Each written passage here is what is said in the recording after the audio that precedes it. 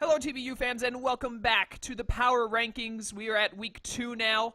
I, as always, am Chaos in the Sky, as far as I know, last I checked. And along with me is, as far as I know, last I checked, Shroom Raver. How's it going, Shroom? It's going pretty well. Last time I checked, I was also Shroom, so I think we are both who we say we are, Can you and imagine that's a if promising Can you start. imagine if one of us happened to be shoddy today? That would be horrible. Don't even joke about that. We Yeah, can't. No, no. Good lords, yeah. no. Good luck going to sleep after this recording is over, with that Yeah, I wasn't. nightmare ready to go. I wasn't planning on sleeping for at least 3 days. Um, so yes, hello everyone. We are back with the power rankings following week 2. Some enormous results this week. 3 out of the 6 games resulted in 5-0s, which is pretty huge. A lot of changes in the table. And I think what we're going to do is just crack on straight away with number 12 on the list, and that is going to be Frito. Frito and the Welshians slip down the table after a 3-0 loss to Cloud. There Seems was some like nice. Frito should Sorry, have go on. Frito should have stuck to being a commissioner. I think. Yes, potentially. Though he did have some nice sets. He had a lovely drift bloom set, absolutely lovely, Oh which is yeah, like I a. absolutely loved the part where it died to crunch and didn't do anything. Yes, this is true, but it was packing. What was it packing? It had sub with a citrus berry, with the unburden. I know it had explosion and some other moves as well. So it was fun. It could have been good, but Ghost unfortunately, stab and random coverage to go I with think it. I explosion and think it sub. was. Yeah, he might have had a setup move. I can't remember, but it was a lovely set. I remember being very joyous seeing that he was bringing it. And then you've got his sort of mega guard. There was the one. There was the one bit where I was a bit confused and maybe thought he should have made a change to it. He had Calm Minds, Hyper Voice, Shadow Ball, and another move that wasn't offensive coverage, I don't think. I personally thought he should have run Thunderbolt, hits the Celesteela, and Hyper Voice should be enough for the Celebi, which is really why I can see him bringing Shadow Ball. The game was just so rapid fire at the start. Frito's Skuntank went down turn 2, and then the revenge was got by Embor turn 3. So a big start. They just, I guess, decided they want to have a 5-on-5 match instead, which is fine. Basically, Yeah. And then Frito kind of let Wigglytuff do some work, which you should never really do. I remember him saying, like, I can't be swept by a Wigglytuff. And that is the right attitude to take when you're facing a Wigglytuff. You I cannot be swept also by it. I'm pretty sure I watched. I didn't watch everyone's perspective this week, but I watched a couple of multiple perspectives. I think I ended up watching like 9 out of the 12 videos. Cloud was one of the ones that I missed, but I definitely remember on Frito's side, Frito saying, "I really have no idea what Wigglytuff does, so I'm just gonna go for Yeah. moves and hope it doesn't sweep me." Yeah, that's pretty much it. And he was able to dodge a Sing. It was Z Sing, I believe. What is it? That Z-Sing gave him +1 speed, right? Yeah, it did. Yeah. But yeah, and then basically Sharpedo became the new Excelgor. I saw someone comment on Frito's video saying, "I guess Frito just cannot handle RU Pokemon." This is the second. I don't know who commented that. I hope you're watching this. Take credit in the comments. Yeah, please do. It was like the best comment I've seen all week because I didn't make that connection. I was like, "RU Pokemon?" I'm like, "Oh wait, Excelgor is RU." Yeah, it's very true. Frito has had a few problems with that, and the thing is that will come with the territory. You know, Frito is a bit rusty when it comes to this. And yeah, there's going to be some of those Pokemon where you just don't really know what they do, and you don't necessarily prepare for them as well as you might like. But, you know, as I say, he's still rusty. He's still working his way back into it. These losses are going to happen, but I'm sure he can get back into the swing of things in the not-too-distant future. Yeah, hopefully looking at, I think his week 3 match is Jim, who is Jim undefeated right now? He didn't lose week 1, did he? He is, yeah. No, Jim is undefeated. Yeah, he won this week, which we'll talk about. We'll talk about a lot pretty soon. And Yeah. he won. I think it was against. Let me check. Yeah, Baby Eye the first week. So Frito could put an end to Jim's streak here, or Jim will somehow continue. Jim, after like I think last season he lost his first 2 games, and this time he's won his first 2 games. So it's gonna Reverse be the fortunes. exactly. It's gonna be interesting to see how that match goes. But yeah, I think we can move on to number 11. Is what we're on now. Yes, we're on to number 11, and that is going to be Sinister Sableye, I believe we have at number 11, if I'm not horribly mistaken. You are correct. Yes, he is there, slipping down again, I think. Is he slipping down one place? Yes, after taking a pretty big 5-0 loss to L5. Um, Trick Choice Band Rotom Wash. An interesting choice. You can see why he had it. You know, he was worried about the Florges that unfortunately didn't turn up, which is why sort of early game, I think he might have been better off tricking away the choice band as soon as possible. He would have essentially got a choice band onto a Latios, which could have been nice. You know, it was a Scarf Latios. So he'd have basically become an offensive. No, I think he might have been defensive, but choice Scarf Rotom Wash. And it would have been a choice band onto the Latios, which was essentially useless. But he didn't do that. And then it was just early losses really hit him hard. He lost a lot of his offensive momentum and pressure when Rachi went very early. Yeah, he made a really big mistake with Rachi right out the gate. Sending it in against the Latios and not scouting for the Scarf, thinking that he would just outspeed. I mean, I don't know that it was a mistake sending in the Rachi in the first place. That was just a really nice prediction on L5's part. I definitely think sending in the Aromatisse was the far better option. Yeah, maybe. That's not Z Latios, I don't think, is it? I don't know if it's Z Latios. No, actually. because his Lando is his Z mover. So yeah. It wasn't a Z Lando. He could have scouted to see if it had Psychic or Psyshock, which had Psychic, which was the best scenario for his Spadef Aromatisse, which L5 thought would be Fizdef. I remember L5 saying, because I watched both of their... This is one of the matches where I watched both perspectives. And Aromatisse would have been, assuming it didn't get Spadef dropped, even if L5 had gone for Psychic, it would have put him in a much, much better position. And also, SS said himself he should have scouted after taking the Shadow Ball to see if it was Scarf. And, that definitely, yes. Yeah, that absolutely. So, you could argue that sending in the Jirachi was the better play. I would disagree. I think Aromatisse was the overall safer pick of the two. Yes. But I mean, don't get me wrong here. I mean, it was sending in Aromatisse was the better play. I just don't think that sending in Jirachi was necessarily a bad play. I guess I can agree to that. I'll give you that one. But leaving the Jirachi in after taking 60% was definitely that was the worst play. It definitely was. And we saw it happen a bit later on again. This time it was Mence versus Empoleon. Empoleon switches into the Salamence, who sets up a Dragon Dance, and it's a Shukaberry Empoleon. It tanks the hit. I mean, again, could have maybe scouted for it, but I guess you really wanted to get some damage onto the Empoleon. But Empoleon then took out Mence. I think the problem on that turn as well, that was, again, I love to harp on Baby Eye, but at the same time I hate to harp on Baby Eye. But, you know, he's not going to learn, but unless we harp on him a lot. He made the age-old mistake of setting up early. Yeah, that's like true. all of L5's team is at full health. I'm pretty sure that there are plenty of Pokemon on L5's team that can still take a single hit from the Salamence at +1 with how much health they had. Empoleon being one of them with Shuka, and with so little scouting done, you know, he wasn't aware of other things, and he knew that the Latios was Scarfed, and he was only at +1. Like, even if he did kill the Empoleon there, Scarf Latios just came in and forced him out, and he didn't have a Jirachi to switch in, so all he had at that point was Aromatisse, which was the better switch, but, you know, Spadef drops and whatnot. So I really think that it was just a bad time to try and go for setup as opposed to trying to get damage on things, to scout and put things in better range for him to try and Dragon Dance later. But, you know, absolutely. Hindsight is 20/20. I'm always against early setup. It's just, it's usually really bad.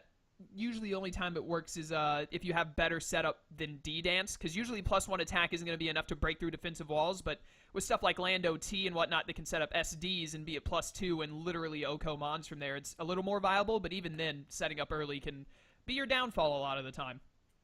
Yeah, absolutely. I mean, the Salamence set could really have done work at +1 if the Latios wasn't there to revenge, and if the Landorus had taken some damage. Obviously, the Shuka broken on Empoleon, everything else was going down.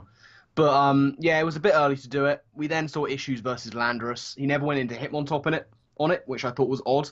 But I suppose at that point he hadn't revealed what his Z move was. It was Continental Crush, so the Hitmontop would have been safe, but I guess he had to make sure that it didn't have Supersonic Sky Strike. So that was good scouting. But what it did mean was that he just didn't have the right walls left at the end to deal with the Mega Sharpedo, who came in taking 3 kills at the end to sweep aside Baby I's team. I'm gonna have to draft Mega Sharpedo at some point. Yeah, both well, Mega and regular Sharpedo have looked really good. We'll come on to regular Sharpedo in a little bit. But yeah, they're putting in a decent shift. Both of them, and Mega Sharpedo too. I'm very pleasantly surprised with how well Mega Shark has been doing without Speed Boost. I'm still waiting on L5. You know, those were some of the things we harped on his draft to see how well he would be able to use Mega Shark, which he's done well. He's done really well to show us that Mega Shark is very viable. I believe he himself called it one of the most underrated draft format mons of all time. Still haven't seen Z Pythagoras do anything. I'm still waiting on that L5. Yeah. But yeah, it's, as you say, it's really nice to see Mega Shark doing well. Currently sitting at 4-0, I believe, from 2 games. That's very pretty good. Impressive. Pretty good indeed. I'm gonna try and figure out. I don't know where Jade has it hidden on this sheet, but MVP is on here somewhere. I want to see. That thing's probably like 7th on MVP or something. I'm gonna find out. Yeah, I think it's on. Is it on the? I can't remember where it is. I'll figure out where it is while you go ahead and start talking about our number 10 place, which is Cloud in the Jersey Weaviles. It is Cloud's. He of course took on Frito, got that 3-0 win, bringing the Wigglytuff. That's cool. We also saw Specs Curum. Well, actually, we didn't see Specs Curum. It never made an appearance, but it's very dangerous. Now we were saying about how first turn setup isn't always a good one to go with. Nevertheless, Cloud turn 1 sets up a nasty plot with Thunderous Therian and then proceeds to destroy the what was it that Frito had out? It was a Skuntank.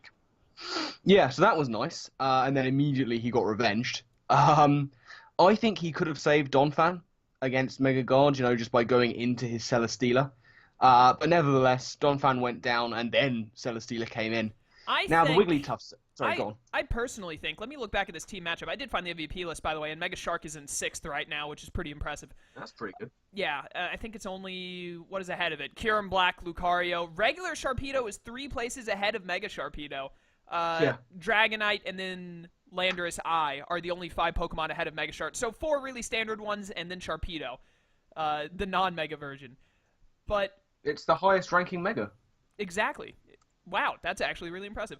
I'm looking at Frito's team, and I think what should have happened, assuming that Thunderous T had HP Ice, I don't see why it wouldn't.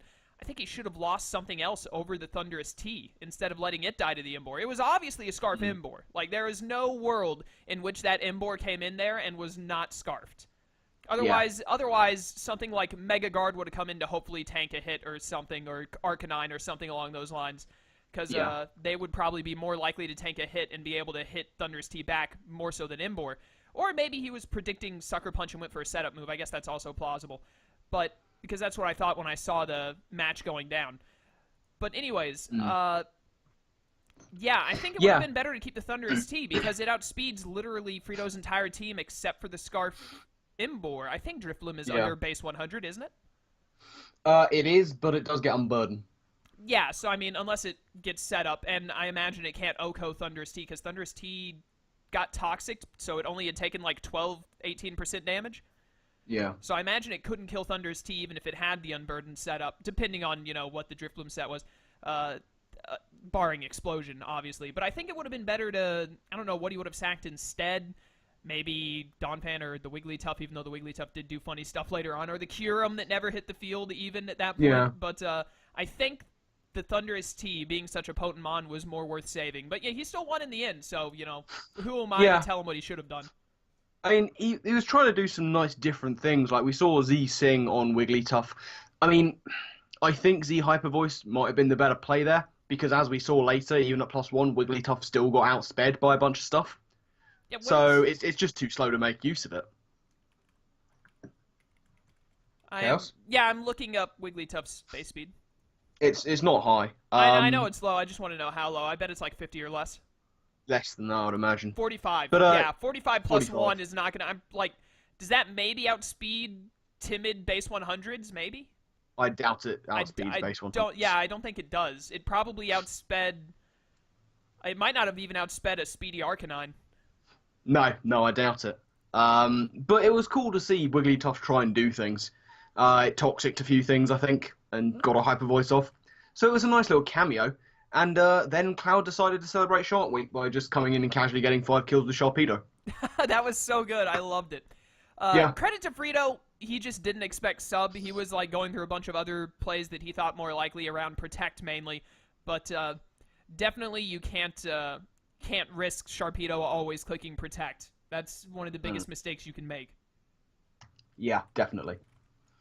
But yeah, it's a good showing for Sharpedo. Good showing for Cloud. He moves up, and we shall move on to number 9 on the list, and that is going to be RTK, who takes his back-to-back 5-0 loss, I believe. I think it's back-to-back. By the way, Wigglytuff's max speed that it hits is 207. Arcanine's max speed is 317. So I think that means it is impossible for Wigglytuff to outspeed base 95 and higher. Yeah, that is correct. That is correct. So that's good to know. But yes, RTK with the 5-0 loss, which I'm just having a look. It's oh no, he didn't lose. He didn't lose last week. Did he not lose? Who are we thinking of? No. I mean, we must have been thinking of someone else. I think we were thinking of Alex, who lost 5-0 last week, not RTK. I'm terribly sorry, RTK. You didn't lose the first week. You won the first week, but he did lose this one. The 5-0 loss to Kyle. Last minute team changes. We've said it before, not a good idea. Usually not. And they really stung RTK here. He originally had a focus sash on Aerodactyl for a setup Lucario. He removed the sash on Aerodactyl, and setup Lucario got many kills. And then the Dom. Now, this was a nice idea.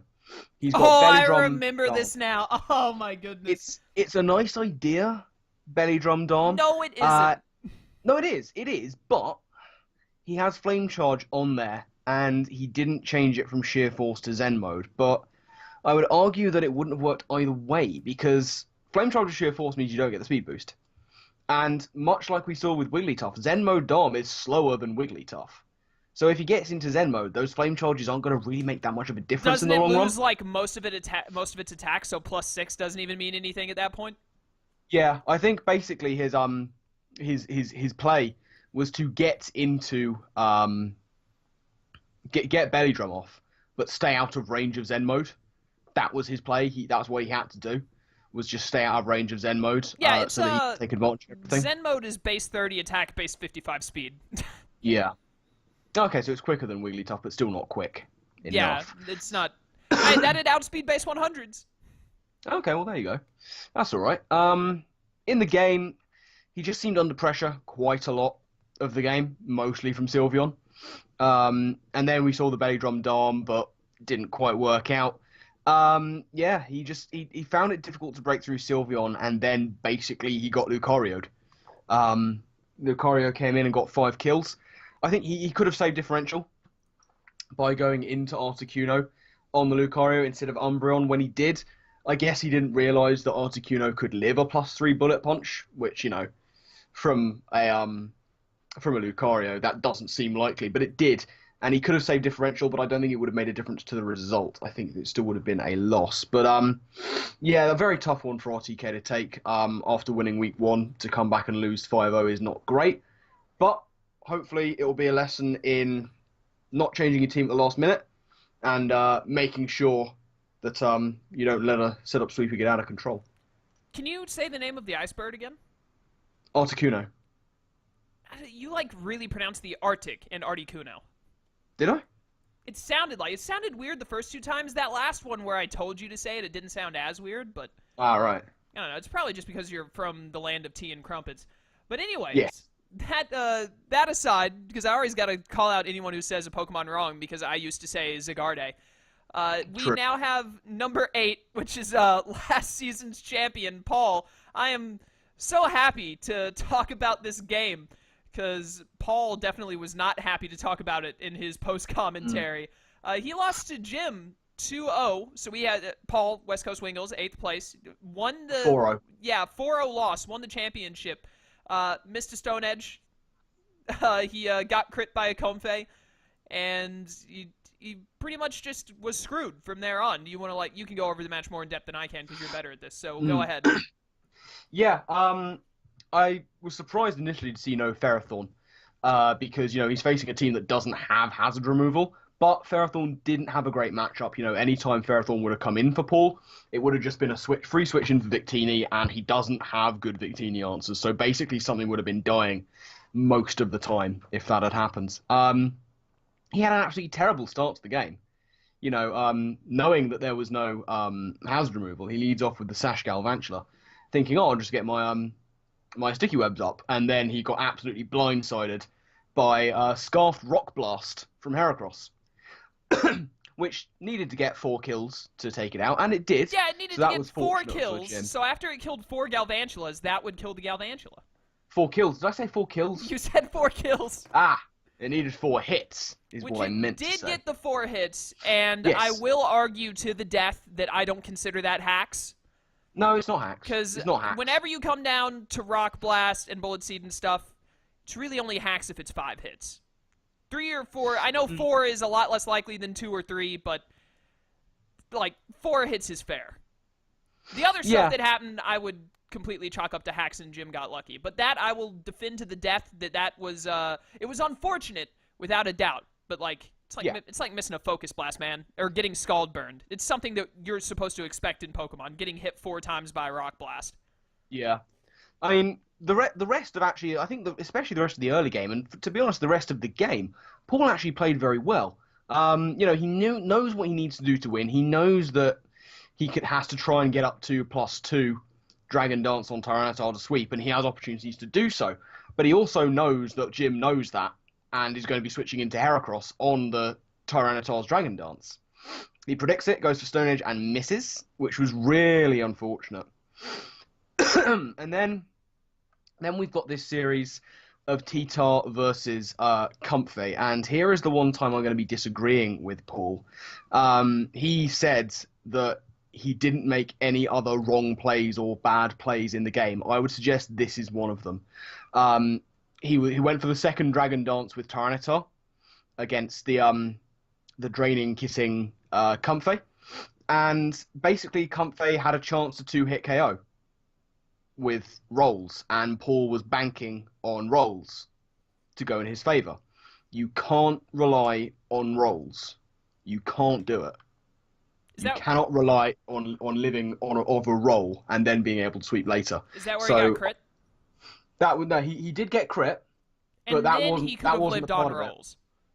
Yeah, he got crit, and then he decided he needed to set up another Dragon Dance.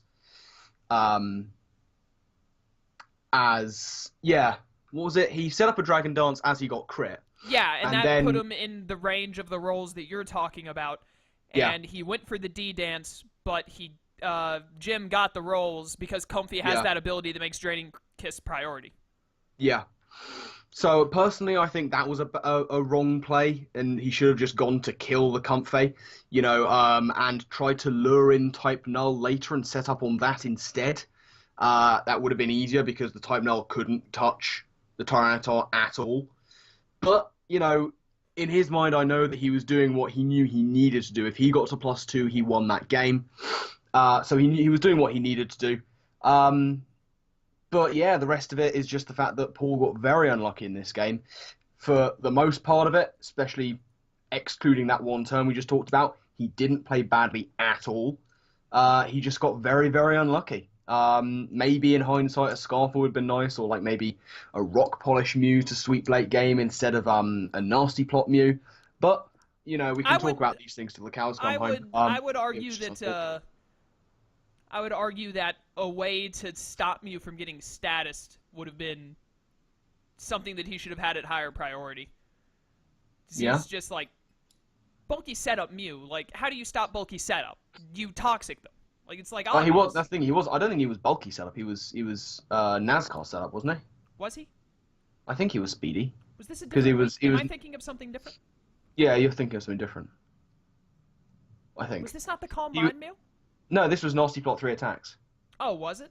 Yeah, What was the? Oh no, L5 was when he had Bulky Mew. Yeah, that's right. yeah, yeah. Last week when he lost because he let his Mew get toxic. I'm getting the two Yeah. mixed up. Why does This why does one. Paul always bring setup Mew and then something goes wrong and it fails? Well, it's a shame because Setup Mew is usually the right one to bring. I think that he's trying not to let his Mew get pigeonholed into that defensive role, which Nah, is he really should good. just bring Max Defense Defog every week. That's what the good players Every do. single week. Every single week. single week. I like So I the- like I like his drive to use it offensively. His play was very good in this game. He got unlucky. It happens to the best of us. Yeah, it does. He's 0-2 right now. I think the only person lower on the table than him might be Slyro, which is or maybe Baby Eye. I don't know. It's really unfortunate. I'm actually gonna look.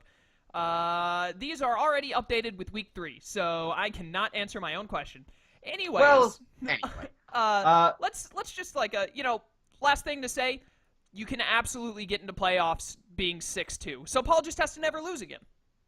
Which is doable. Yeah, I think It he is plays. doable. I think he plays Kyle and Trev though, so it probably isn't doable actually. match. But there's a chance. Let me see here.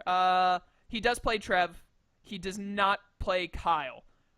So he can absolutely win all of these matches except for maybe Trev. And even 5-3 might get him into playoffs. So he's definitely still got a shot. Yeah, it could. And one of the things I'm sure he'll be happy to note is that one of the people he plays is the person we're going to talk about next. And he'll be happy about that because it's Slyro. Slyro is still above him. Segues. Yeah, Slyro took a 5-0 loss, another 5-0 loss for the week. This one was against Alex. Yeah, this was a tough one for Sly. Again, I was so surprised not to see Uxie. Like, he basically has nothing on his team for Tapu Koko, like, at all. So I was surprised not to see the Uxie. He brought a Scarf Tyrantrum. I think it may have done better if it was Rock Polish. Just because there's a whole bunch of potential Scarfers on Alex's side that could outspeed. So I'd have liked to have seen Rock Polish, but Scarf Tarantrum's always a threat anyway. And I was also surprised when Sly was prepping quite a lot of special defense. He said Alex has a lot of special attack on his team, but Alex's team is mostly physical, if we're looking at it. Isn't his special offense is Hydreigon and Tapu Koko, and then that's it? Basically, isn't it? yeah. Yeah, I mean, those are much. very, very potent special attackers. You absolutely have to prep for both of those Pokemon. But then he's got Diggersby, Mega Bee, Talonflame. I'm doing this off of memory. I don't remember his other Pokemon. What is his stupid team name? So I can. It's BS, of course, is the initials. Yeah, he's got Diggersby, Mega Bee, Talonflame, like 3 very potent physical attackers right there. Steelix to a lesser extent. Archeops. Archeops, absolutely. Slowbro is And special, even- that's more of a wall. Fortress is even- physical, it's more of a wall. Even Tapu Koko has higher physical attack than special attack. Does it really? Yep. I knew that it like ran acrobatics and brave bird and stuff from time to time, but I didn't know that it actually had a higher physical attack. Yeah, higher physical attack. That's so weird. It is. But yes, looking at Slyro in game, he was under pressure early on, and again, it has to be said, he got unlucky. He misses a head smash, he misses a fire fang, and the bad luck against Steelix gave the Steelix a chance to really shine. But I do think that Sly was underprepared to take on Steelix. Now that didn't actually factor into the game too much, but he was still sort of underprepared for it. And we talked about sacking off Thunderous Therian for Cloud. I think sacking off Thunderous Incarnate here for Sly was a mistake. It was the only thing that could outspeed the Hydreigon after Tyrantrum was knocked off, and Hydreigon ended up sweeping him at the end. So, yeah, a tough one again for Sly. I think there were just a few things on his team. A few things on Alex's team he was underprepared for. And combine that with getting quite unlucky, missing moves left, right, and centre, that's never a recipe for success, unfortunately. So, yeah. A bit of bad play, a bit of very unlucky play. See Slyro lose another one. There it is. But much like with Paul, except I don't have as much faith in Slyro to pull it off as I do in Paul, you can lose your first 2 games and win the next 6 and make playoffs. Absolutely. I don't hold out the most of hope because I think, isn't Sly's division the division with Paul? Yes. Yes, it is. So, well, I mean, he can lose to Paul in his division and still win the conference wild card. Yeah. So he does have that going for him. Who's against him? Oh no, never mind. Trev and L5 are in the other one. One of them is getting wild card. Anyways, all of that aside, good luck, Slyro. We wish you the best. And we're going to start talking about your opponent now, which is our 6th slot on Power Rankings this week, Alex and the Birmingham Spritzy. Yes. Now, Alex, first off, what the hell was that intro? Please. Alex was one of the perspectives I didn't watch, apparently, Oh, thankfully. you're gonna wanna. Do I want to? It was deeply weird. On many levels. Please explain. You're not making a good sales pitch here for me to go watch this video. Yeah, but that's the beauty of it. You're going to go and watch it because the sales pitch is bad. You know what? You're like 1,000% correct, and then I'm gonna call you out for how stupid you were. Probably, yes. But yes, that as intro aside, some really fun sets on Alex's side. Substitute, Electric Seed, Acrobatics, Tapu Koko. Electric Seed? Big fan. That is Big amazing. Fan. I love it. Which stat does Electric Seed boost? I think it is... Because it's like the seeds are the ones they boost a stat when you're in the train, right? I'll look it up. Yeah, I'm having a look to see if I can find it now. Defense, I think this. Raises defense by 1, yep. Yeah, which is a very cool idea. Pokemon with a moveset recommending this item as according to Smogon. Necrozma and Hawlucha. Interesting. Why? I can see... Well, I suppose I can see the Hawlucha. What electric terrain setters... Oh, I guess for Unburden, yeah. Yeah. And then Necrozma, I guess, for a calm mindset, just to get an instant boost. Aren't there, like, better options to get your Unburden off, I would think? Probably. But, anyway, we're getting too caught up in Electric Seeds, I think. Never.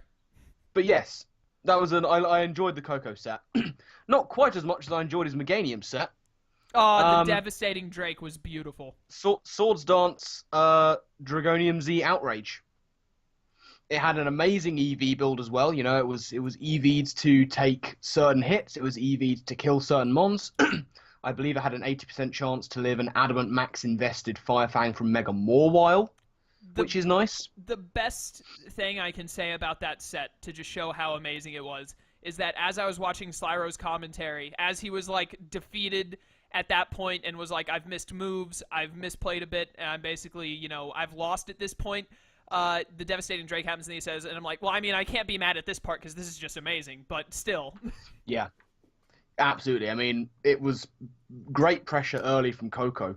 I think Alex could have subbed earlier with it, but that doesn't really matter. And then in comes, as you say, the Devastating Drake Meganium at +2 to take out the Thunderous. That was beautiful. That was amazing. I loved it. Absolutely beautiful. Steelix, sorry. I hadn't seen Devastating Drake. No, that's not true. I saw Ethan Zalomomola take it, but that was like the second time I'd ever seen Devastating Drake. I've seen Devastating Drake from a Hydreigon and a Meganium, and that's it. Yeah, it was beautiful to see. Yeah, the rest of the game, Steelix put in a defensive shift, which was nice. Got a bit lucky, but I don't think it would have mattered too much. But I think Alex actually set up the end game really nicely. You know, he had to put things in range of Hydreigon. I talk about in range sort of speed-wise. And he's knocked off his opponent's Scarfer, and he's taken care of the one thing that outsped it. Which means, yeah, in can come Hydreigon in the end, and just sort of clean up, which was really well done. Very well done indeed. Good game for Alex. It was a very good match. He did well. He brought his viewer pick, and I would argue that was the best viewer pick bring so far. With it's really hard to beat SD Devastating Drake from a Meganium of all things. So. Yeah, people are gonna have to meme quite hard to try and outdo that one. Yeah, let me actually look really quick. I know we had at least 3. No, we had 5 viewer pick brings this week. Did we? We have Type Null from Jim. We have Meganium from Alex. Driftblim from Frito. Wigglytuff from Cloud. So viewer picks in the same match, nonetheless. Oh, yeah. And then Kyle brought Aurorus again. I think that's it. Yeah, it might well be. I'm looking at all the other Pokemon, and I'm pretty sure none of these fit viewer pick. So I think it was just those 5. Was that 5 or 4? 5. Yeah, that was 5. So Yeah. yeah, good effort to see them all being brought. It's very Yes, nice. that we had 3 in week 1 and 5 in week 2. I like it. I like it a lot. Yeah, really entering into Now the we just spirit of need things. now we just need week 8 to like not matter so that everyone brings their viewer pick for the final week.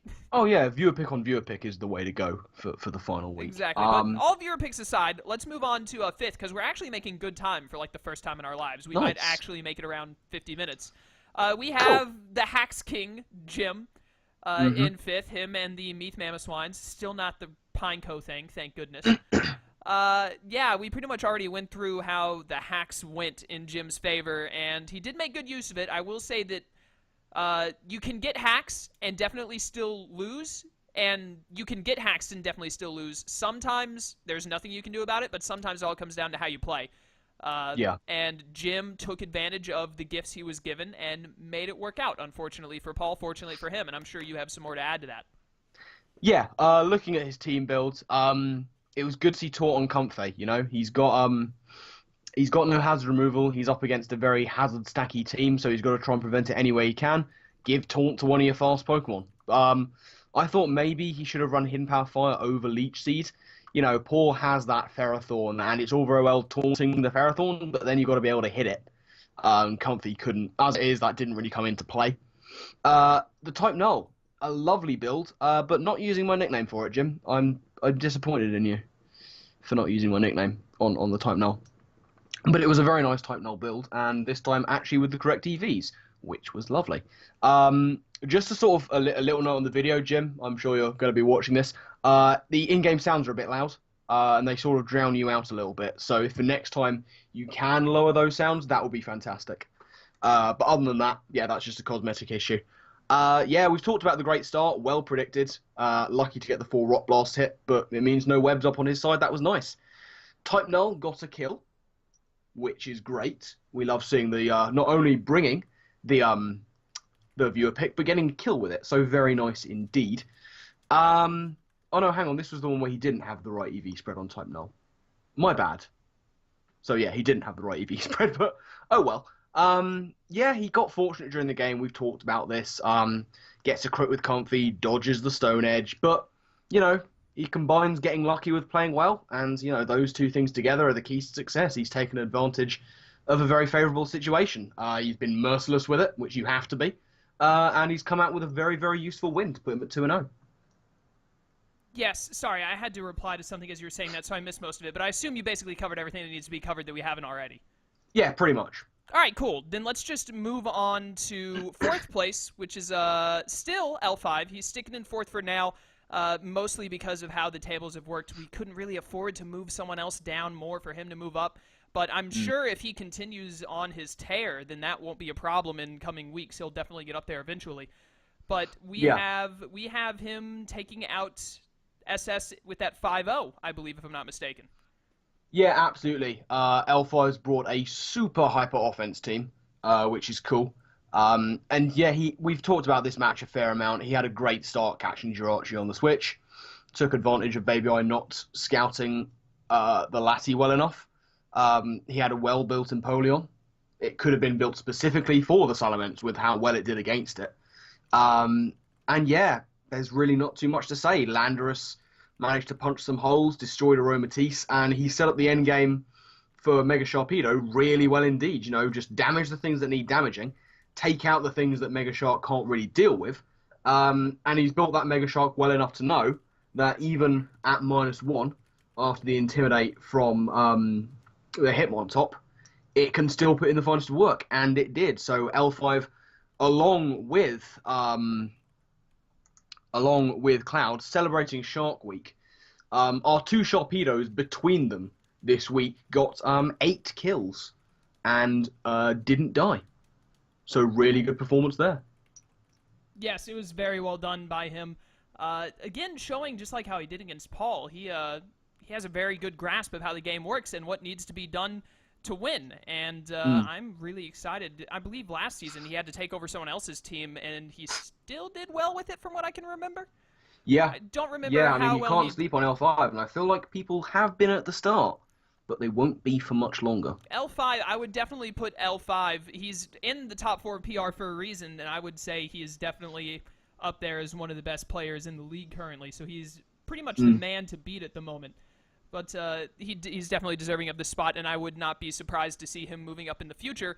Speaking of not being surprised at people moving up, here's someone that I'm surprised has had to move down. In third place, we have Trev in the what is it? The Houston Toxapexians? That's the one. I can't say it. But yeah, the guy who we literally said in 2 weeks of PR we wouldn't be surprised if he just stays there has been brought down much earlier than planned. I wouldn't have been, it's really rare for someone to have an undefeated season. I knew Trev would probably lose at some point. I didn't expect it to be week 2, even though he was up against Ethan. Ethan, yes, who was also high up as well. But yeah, you want to go into the match? I think this is the only one we haven't talked about yet because they're third and second. Yeah, this was a top table match. Trev versus Ethan, always going to be a good one. Trev, I was really surprised not to see Circuitry, I have to say. Admittedly, Ethan's got that Nidoqueen, but aside from that, he's got no electric immunity.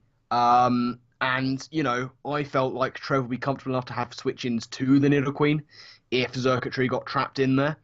Love the stored power Musharna. Really nice idea. It's a good sort of left field thing because it can work incredibly well, but you don't necessarily expect it from a Musharna.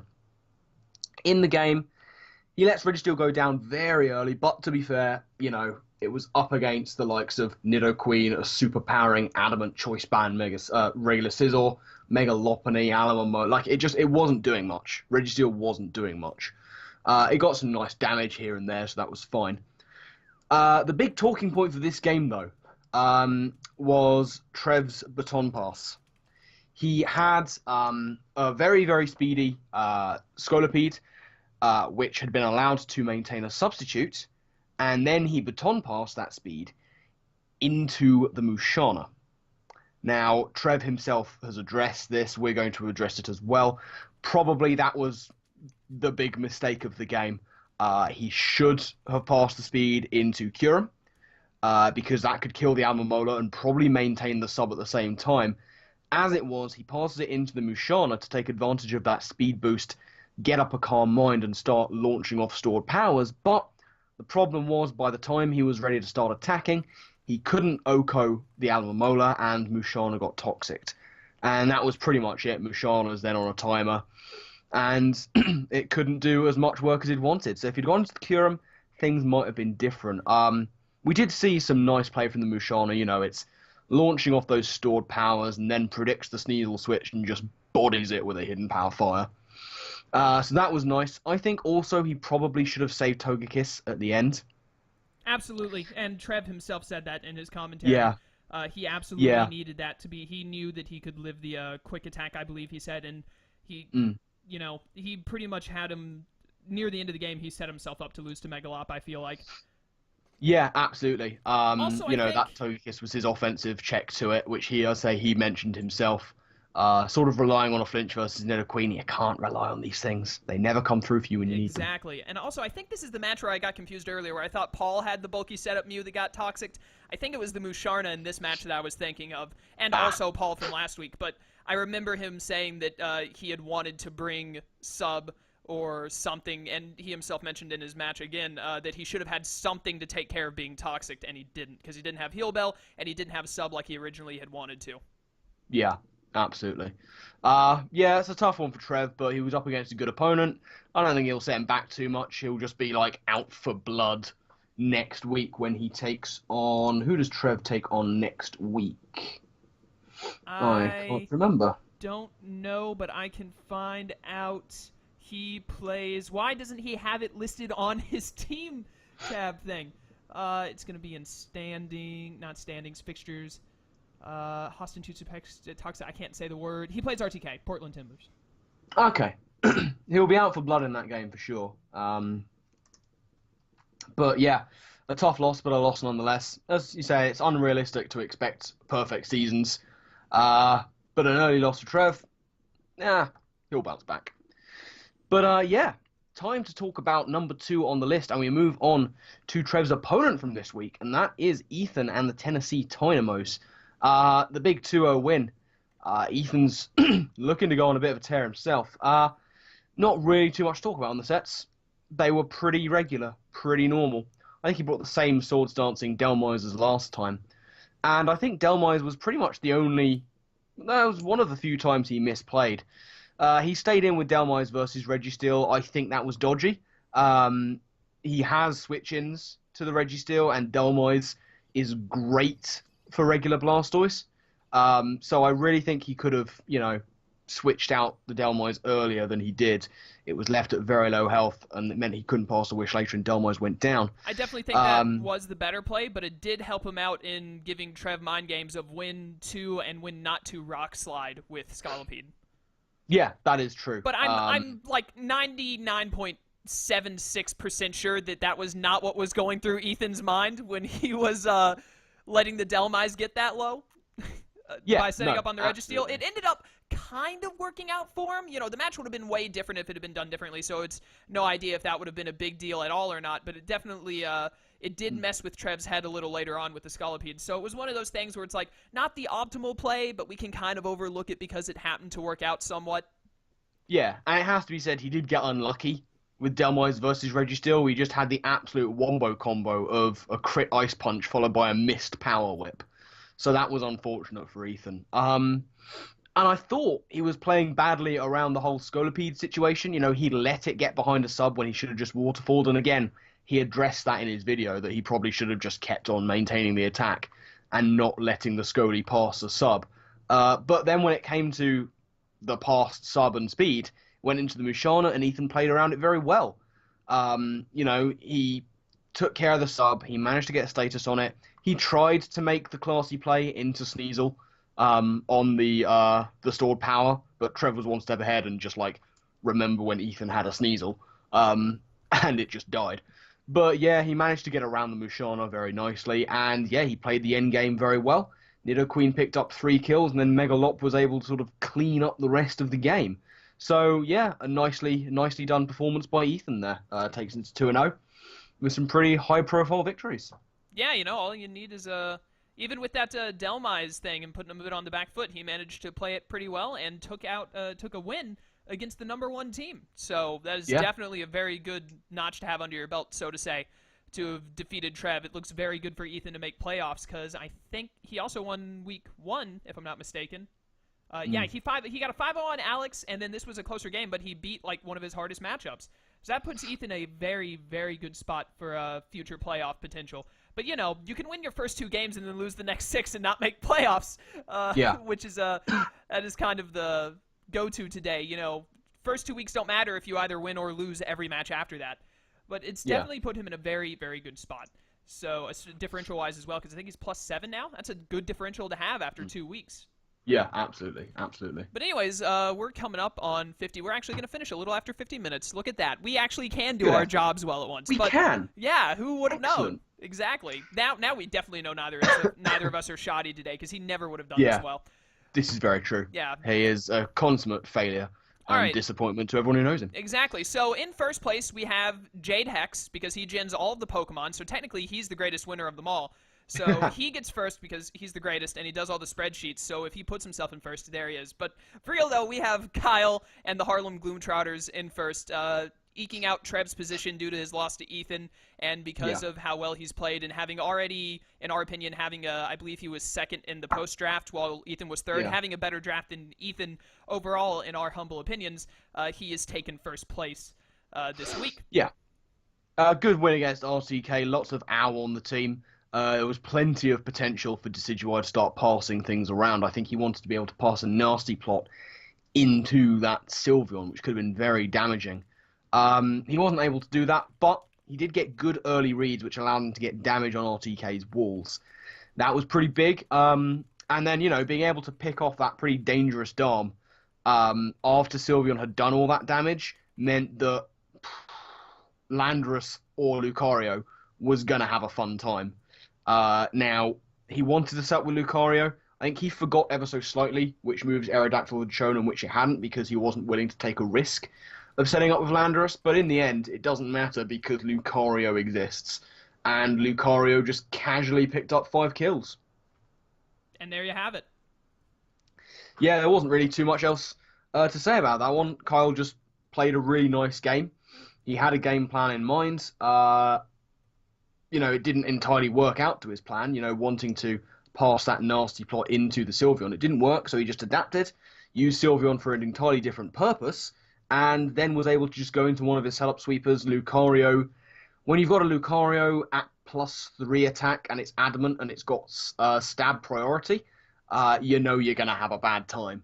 And yeah, that's exactly what happened to poor old RTK. Lucario proving why it is just one of the best setup sweepers in the format, because it can just do things like this. It can set up on so many sides. This one was just physical priority, and yeah, it decimated. Lucario is a Pokemon that is absolutely terrifying. It's one of those mons that a lot of people, I feel like it's slept on a little bit, but not really, because people know it's great, but you don't see it used a whole lot, I guess. Like, it's not, you don't super often see Lucario drafted, at least not in my experience. And Yeah. it is a very, very dangerous mon, and it can surprise people with how much damage it does. Because most people think, like, oh, it's only broken when it's Mega Luke, and it's not broken by any means as normal Luke, but it's pretty close. It is a very, very powerful Pokemon, and if you do not prep well for it, then it'll go 5-0 against you, like it did against RTK in this match. It is absolutely a threat that needs to be very well thought of. Yeah, I mean, Kyle played really excellently to, weaken down one of the only things that RTK had for Lucario, and that was the Tapu Fini. Tapu Fini could have done a really nice job against Lucario, has to be said, but Kyle forced RTK into this position whereby he felt he needed to use Fini to deal with the Sylveon and try and tank hits from the Sylveon. Which, to be fair, he did need to. I know that Kyle was expecting RTK to bring a Silvally Steel. I believe he brought Silvally Ghost in the end. If he had the Steel one, Sylveon, would have had to deal with that instead, and Finny would have been at better health. But as it is, as I say, Kyle forces RTK into this position where he needs to use up Tapu Fini early. I think the biggest problem for RTK this week was flipping what should have been walling what. He made Silvally for Luke, and he made Finny for Sylveon, and I think, even though Kyle expected the Silvally to be the answer to Sylveon, just because your opponent thinks that's what it's going to be doesn't necessarily mean that it's the wrong option to go for. And I think this could have been, Kyle may still have won. We never know, because that would be a really big change to have Finny be meant for the Luke and be more Fizz Def probably, or Mixed Def defense or something, and the Silvally be an entirely different type, and the primary switch into Sylveon and whatnot. It would have definitely changed up the match a lot, and it's still highly plausible that Kyle could have won anyways, but I think, if nothing else, it probably would have led to a better differential for RTK. Yeah, I absolutely agree. Yeah, that's pretty much all to say on the matches, and therefore that has brought us to the end of video. Any final thoughts you want to add for any of the matches, Chaos? No, I think we pretty much covered it very well. It was a very good week, too. A lot of big wins with two closer ones. We had 3 5-0s, a 4-0, a 3-0, and a 2-0. So, this is a pretty good week, and I'm really looking forward to week 3 because it's the middle of the season that's always the most exciting, usually. Unless you get a close league table for the end of the season, but you never know if that's going to happen or not. A lot of times it's those, like, week 4 to 6 matches that are the ones you're really looking forward to, and I'm looking forward to getting deeper into the bigger, it'll be, sort of bigger matches in the season. But, yeah, we're actually going to end this video before 55 minutes. How does that make you feel, Shroom? Oh, I'm so happy. So am I. Hopefully one day we'll get to that 50-minute threshold that we always want but never get to. Yeah, I mean, it's only been 3 seasons. Yeah, exactly. But anyways, thank you all for watching. We hope you enjoyed PR. If you have any disagreements and whatnot, be sure to leave them in the comments below. We love to hear what you guys have to say. There are links in the description to the coaches and probably me and Shroom if you want to check us out. Make sure you keep up with recaps go up on the TBU channel, and there's always a playlist of all the matches for the week because, as we said earlier, Jade Hex is great, and he takes care of stuff like that for us. Great guy. I always like to shout him out when I can.